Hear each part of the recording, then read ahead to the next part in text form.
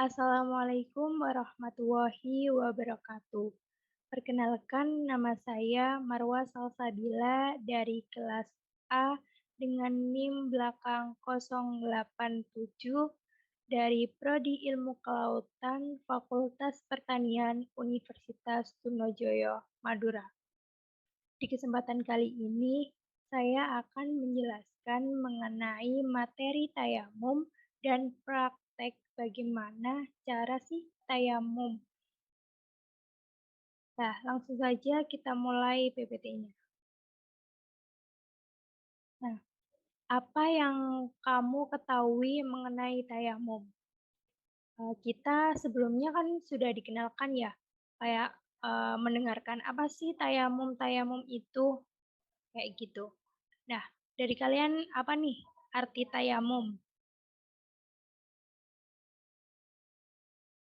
Baik, tayamum adalah mengganti wudhu atau mandi wajib yang tadinya seharusnya menggunakan air bersih, namun digantikan dengan menggunakan tanah atau debu yang bersih. Yang boleh dijadikan alat tayamum adalah tanah yang suci yang ada debunya. Dilarang bertayamum dengan tanah berlumpur maupun bernajis atau berbingkah. Pasir halus, pecahan batu halus boleh dijadikan alat melakukan tayamum. Nah, orang yang melakukan tayamum lalu sholat, apabila air sudah tersedia, maka ia tidak wajib mengulangi sholatnya.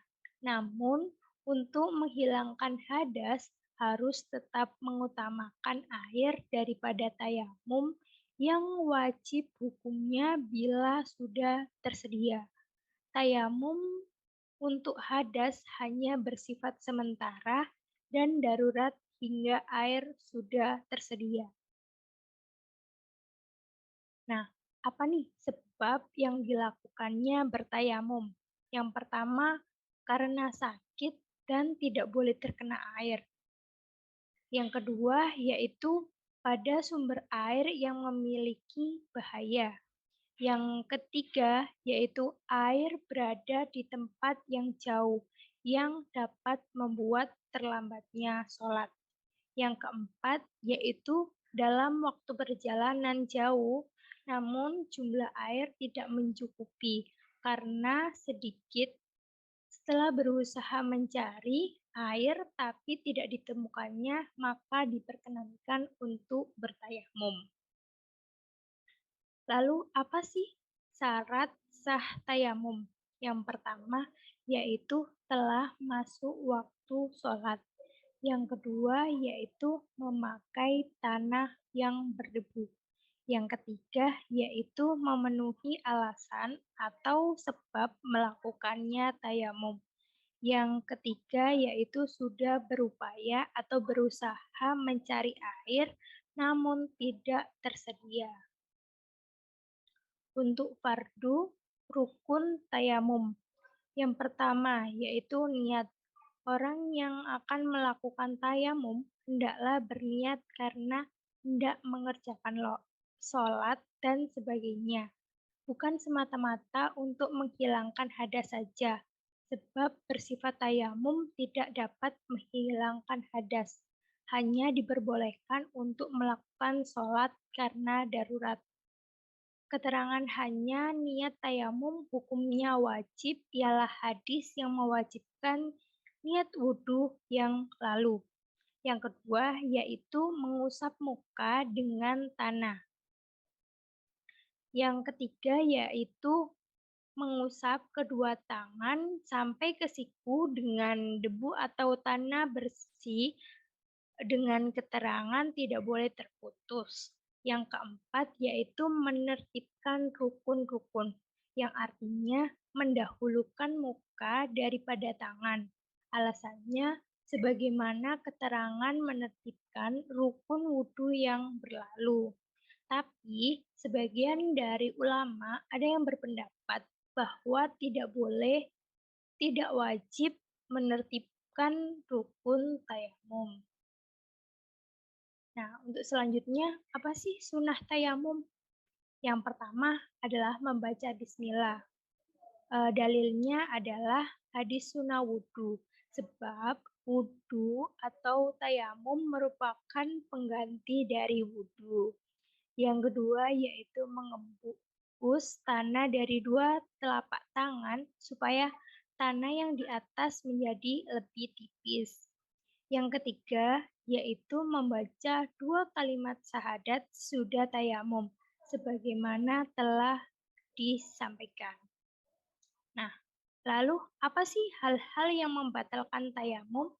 Yang pertama, tiap-tiap hal yang membatalkan wudhu juga membatalkan tayamum. Yang kedua, ada air karena sesudahnya mendapatkan air sebelum sholat. Batallah tayamum bagi orang yang bertayamum karena tiada air, bukan karena sakit. Sekian presentasi dari saya, kurang lebihnya mohon maaf. Assalamualaikum warahmatullahi wabarakatuh. Setelah ini akan ada praktik secara langsung saya mengenai materi tayamum. Baik, di sini saya akan mempraktekkan materi tayamum. Bagaimana sih cara melakukan tayamum? Yang pertama yaitu membaca bismillah.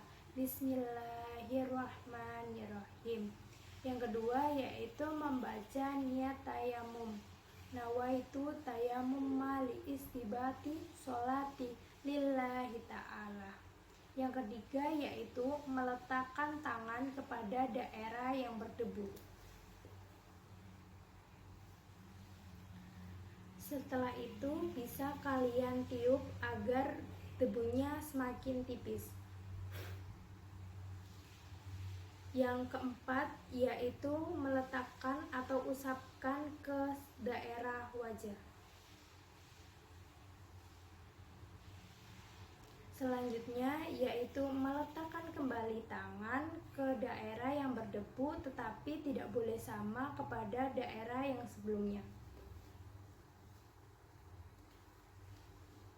Tiup kembali agar debunya semakin tipis.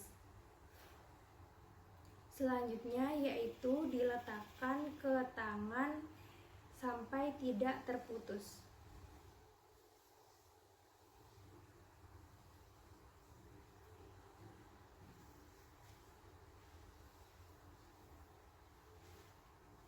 Selanjutnya yaitu membaca doa setelah wudhu, bisa digunakan untuk tayamum.